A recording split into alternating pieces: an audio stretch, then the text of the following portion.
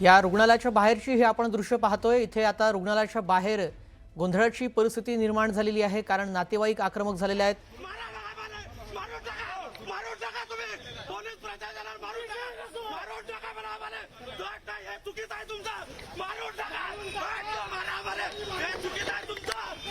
अमरावती जिल्हा रुग्णालयाच्या समोरची ही दृश्य आपण पाहतोय। त्या परिसरामध्ये आता तणावाचं वातावरण निर्माण झालेलं आहे, कारण इथे काल जी मोठी दुर्घटना घडली, पहाटेच्या सुमारास आग लागली आणि त्यामध्ये 3 बालकांचा मृत्यू झाला आणि 6 बालक गंभीर जखमी आहेत। त्यांच्यावर अतिदक्षता विभागात उपचार सुरू आहेत आणि इथे आपण रुग्णालयाच्या बाहेर ही दृश्य पाहतोय, जिथे आता गोंधळाची परिस्थिती निर्माण झालेली आहे।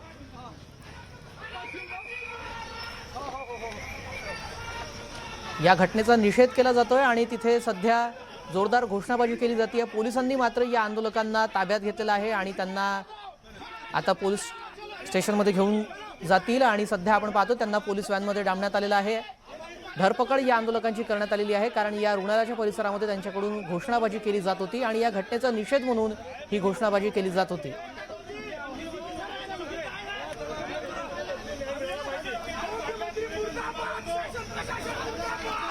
प्रशासनाचा निषेध केला जातोय आणि प्रशासनाच्या विरोधात ही जोरदार घोषणाबाजी इथे पाहायला मिळते।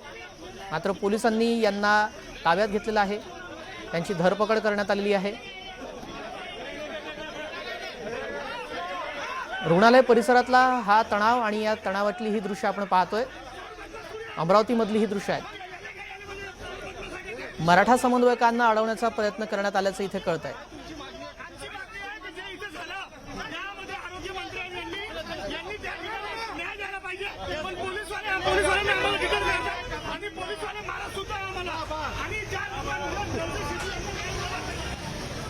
जी घटना घडलेली आहे ती अतिशय दुर्दैवी आहे आणि आरोग्य मंत्र्यांनी आम्हाला योग्य तो न्याय द्यावा अशी मागणी करताना हे आंदोलक आपण थोड्याच वेळापूर्वी ऐकलं।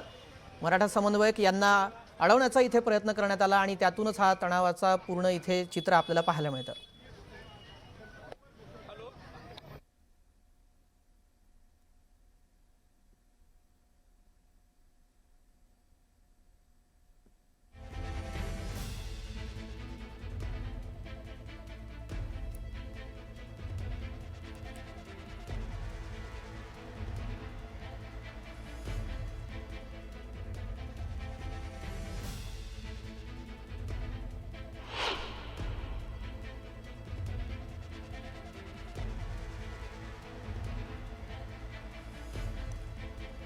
आपण ही दृश्य पाहतोय। मराठा समन्वयकांना इथे पोलिसांनी अडवलेलं आहे।